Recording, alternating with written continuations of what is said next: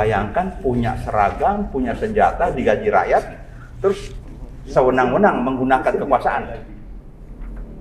Sewenang-wenang, dan kita percaya mereka profesional. Tapi betapa bodohnya kejadian yang hari ini kita lihat, seorang 2 bintang melakukan perencanaan pembunuhan dan dia berdiskusi bukan dengan timnya.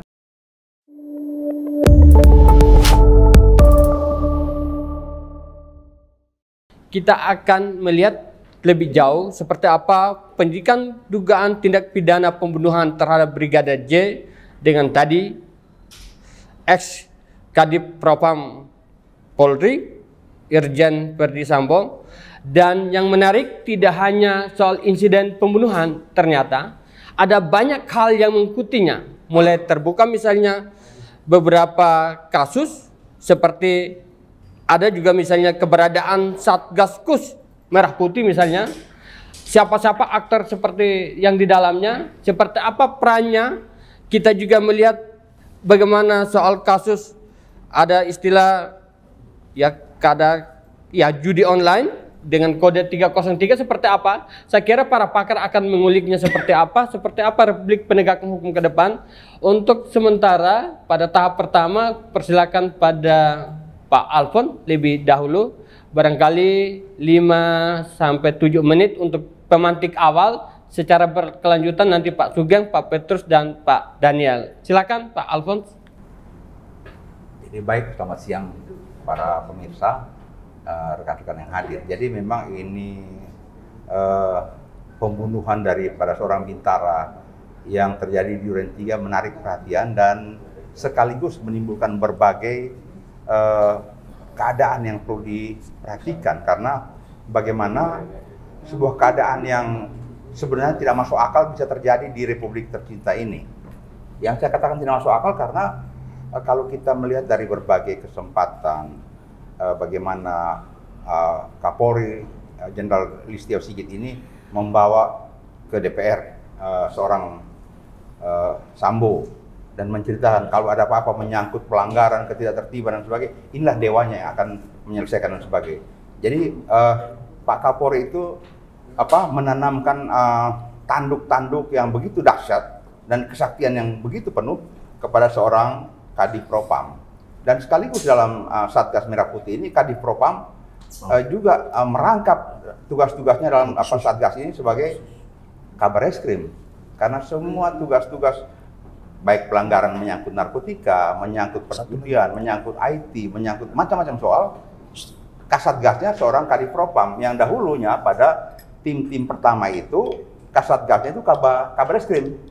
Tapi pada era Pak Listio Sigit ini diturunkan menjadi seorang Kadif Propam yang fungsi sebenarnya menegakkan disiplin internal anggota kepolisian. Tata tertib dan disiplin itu dijamin di sana. Nah, dengan kematian daripada seorang bintara yang notabene menjadi pembantu ataupun ADC di rumah tangga, dengan berbagai rumor dan berbagai informasi yang timbul pertama kali, menimbulkan banyak sekali tanda tanya sampai hari ini. Dan memang kita lihat sudah ada pengakuan dari seorang Kadif Propam sebagai pelaku di sana. Sedangkan yang pertama katanya seorang Barada juga menembak, tapi pengakuannya berubah-ubah dan dengan pengacara yang berganti-ganti. Dan ini membuat semakin masyarakat ingin tahu ada apa sebenarnya dengan Satgas ini dan ada apa sebenarnya dengan kematian bintara ini. Apakah memang sekedar isu pelecehan yang sebenarnya sudah dihentikan cerita itu, ataukah memang ada cerita-cerita besar lainnya? Masyarakat ingin tahu karena penjelasan demi penjelasan, semakin banyak masyarakat meminta harus transparan sesuai dengan perintah Presiden. Dan menurut kami memang ada banyak hal yang terselubung, karena kalau teori gunung es, satu persoalan tumbuh, di bawah itu bermacam-macam persoalan mesti tersisa. Nah, untuk itulah mungkin di dalam perbincangan kita ini antara kita yang menginginkan polisi yang lebih bersih, lebih proper dan penegakan hukum yang memberikan keadilan, mungkin bisa kita gali untuk menjadi wacana masyarakat ke depan. Demikian. Baik Pak Petrus, saya kembali lagi ke Pak Alfons. Tak ada benang merah Pak Sugeng, Pak Petrus, Pak Daniel tentang perlunya pertanggungjawaban dari Satgasus, dan kemudian perlu investigasi dan bahkan ada usulan tim. Nah, seperti apa mungkin rekomendasi dari Pak Alfons terkait dengan rencana beberapa usulan, dan mungkin nanti juga Pak Sugeng tentang bahkan ada usulan IPW juga bila perlu termasuk dalam tim ke depan untuk melakukan investigasi. Mungkin minta silakan pertama Pak Alfons. Ya, jadi kalau kita lihat sejarahnya terbentuk Satgasus ini, pertama pada generasi kepemimpinan Kapolri Pak Tito itu 200 sekian orang. Kemudian berikutnya pada saat Pak Idam Aziz itu 300 sekian orang. Kemudian pada era Pak Sulistyo itu 400 sekian orang. Dan demikian kelihatannya kok ada tendensi pentingnya Satgasus atau satuan-satuan tugas yang melintas fungsi ini diperbesar. Nah, otomatis memperbesar peran dan fungsi ini kan harus berkorelasi dengan pertanggungjawaban, akuntabilitas pertanggungjawaban publiknya kayak apa sih? Dan kenapa dia perbesar ini tim-tim? Karena apa iya ada 400 orang itu kayak apa hubungan tata kerja secara operasional? Karena kami sebagai orang yang pernah berkecimpung di dunia kepolisian, kami juga pernah mengalami zaman kepemimpinan terdahulu itu ada Satgas Buruh Sergap Tommy Soeharto taruhlah. Sekian orang, sekian waktu, setelah itu berganti dan berganti lagi. Kemudian Satgas Hendra Harja misalnya, ataupun Satgas pengungkapan kecelakaan pesawat Silk Air di Palembang. Itu ada Satgas karena kondisi kedaruratan serupa itu. Nah, tetapi kalau kita lihat di sini, ini Satgas-Satgas yang ada nih, mulai dari pangkat jenderal sampai barada adanya di sana. Jadi, apakah hal yang penting sekali, atau memang melengkapi organisasi dan bagaimana pertanggungjawaban nantinya? Memang seperti kalau tadi kata Pak Sugeng maupun Pak Petrus, sebuah organisasi dibentuk tanpa pertanggungjawaban bisa terjadi penyalahgunaan wewenang, bisa terjadi malpraktik, dan seperti itulah. Karena mungkin yang perlu kita tahu kayak apa secara mingguan, secara bulanan, triwulan bekerjanya apa sih, targetnya apa sih, begitu. Jadi memang kalau kita sekarang cuma dengar diberhentikan misalnya, tapi sel-sel yang masih ada ini kan 400-an orang kan ibaratnya sel-sel tidur yang mereka dengan berbagai jaringan kegiatan dan sebagainya mungkin saja masih merajalela. Kita tidak bisa mengabaikan juga kemungkinan bahwa orang-orang dalam Satgas ini tidak semuanya malaikat. Ini juga ya seperti kata Pak Sugeng tadi, para bandit di dalam sebuah kelompok berseragam kan. Jadi memang ya harus dibersihkan kalau memang Pak Kapolri atau siapapun pimpinan negara mau supaya masyarakat itu percaya bahwa organ penegakan hukum ini berjalan secara proper dan baik. Karena kalau tidak, bayangkan punya seragam, punya senjata, digaji rakyat, terus sewenang-wenang menggunakan kekuasaan. Sewenang-wenang dan kita percaya mereka profesional. Tapi betapa bodohnya kejadian yang hari ini kita lihat seorang 2 bintang melakukan perencanaan pembunuhan dan dia berdiskusi bukan dengan timnya. Dia berdiskusi dengan seorang bintara dan seorang tamtam, seorang sipil dan seorang tamtama sopirnya. Diskusi untuk mengeksekusi. Kalau itu ceritanya, betapa tololnya seorang yang kita anggap sebagai profesional, yang dari pangkat kapten, mayor dan sebagainya, reserse Polda Metro Jaya.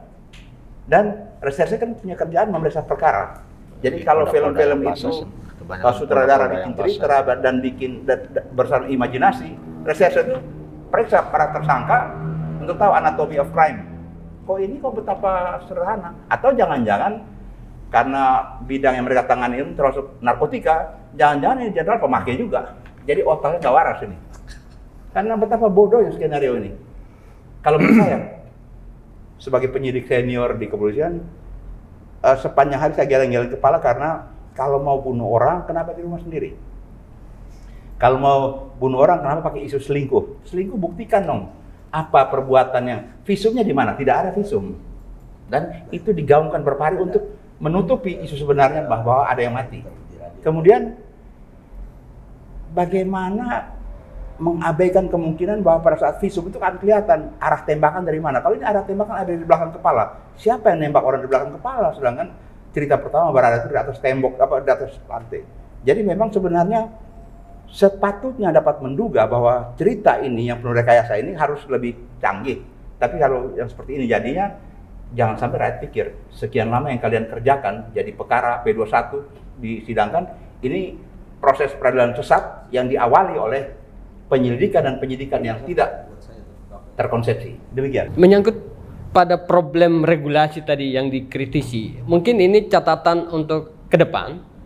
Barangkali dari pihak DPR, Komisi 3 menjadi PR untuk membenahi tadi pada aspek regulasi. Nah, saya ingin untuk penegasan untuk masing-masing nanti memberikan catatan penting dari kemelut atau persoalan yang sangat pelik ini dari masing-masing beberapa pointers untuk tugas Kapolri apa atau tim yang akan menangani, dan kebetulan ini kan sepertinya belum dilimpahkan kejaksaannya, masih ada pendalaman barangkali tinggi. Mungkin apa pandangan dari masing-masing ini untuk PR selain memang tugas utama adalah bersih-bersih di internal Polri misalnya. Silakan Bang Alfon, penegasan aja Bang. Jadi kan kalau 30 sekian orang itu kan masih di dalam Irsus itu kan ke kode etik kan. Sebenarnya kalau merusak TKP itu obstruction of justice, itu masuk pelanggaran pidana. Jadi jangan terlalu berlama-lama dan etik itu, tapi segera saja masuk ke tahap penyelidikan itu ke penyidikan, sehingga siapa berbuat apa, siapa menyuruh melakukan dan sebagainya, membantu melakukan dan sebagainya, masuk ke pidana, sehingga proses-proses pembuktian itu bisa ikut jaksa nantinya. Dengan demikian nanti bermuara kepada peradilan, dan rangkaian ini karena dari sekian orang kan cuma yang di TKP, tapi di belakang TKP ini ada juga orang-orang yang belum teridentifikasi hari ini. Nah, itu yang harus menjadi tugas kita bersama untuk ikut mengawasi dan menyoroti, kok cuma itu, begitu. Saya kira harus masuk ke ranah pidana, karena kalau pelanggaran etik itu cuma menyangkut norma etika. Tapi kalau pelanggaran pidana itu sudah bermacam-macam norma terlanggaran, sangat lengkap.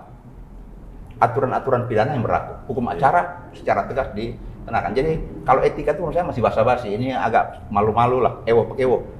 Masuk aja pada ranah pidana. Demikian. Oke, baik pemirsa atau yang pencinta yang mengikuti berita-berita aktual di RKN Media, tentu saja selama proses diskusi banyak isu-isu informasi yang tadi diungkapkan para pembicara di depan, dan tentu saja kita akan menunggu seperti apa sepak terjang penanganan selanjutnya. Ikuti terus informasi lewat RKN Media dan akan berkelanjutan diskusi-diskusi ke depan. Mungkin diberi kesempatan kalau ada closing statement 1 menit. Baik, jadi kalau melihat dari perkembangan yang seperti sekarang, ya kita puas karena ada tersangka. Tapi jangan lupa Satgasus ini begitu besar, rangkaian kegiatan maupun jejaring yang ada, maka masih harus kita ikuti terus bagaimana kelanjutan. Jangan sampai cuma masuk kepada kode etik, perkara kode etik, terus perkara pidana tentang merusak TKP dan sebagainya, atau rangkaian di belakangnya tidak terungkap. Jadi kita berdoa bersama-sama dan mengawal processing ini agar mencapai tujuan dan masyarakat bisa menerima keadilan.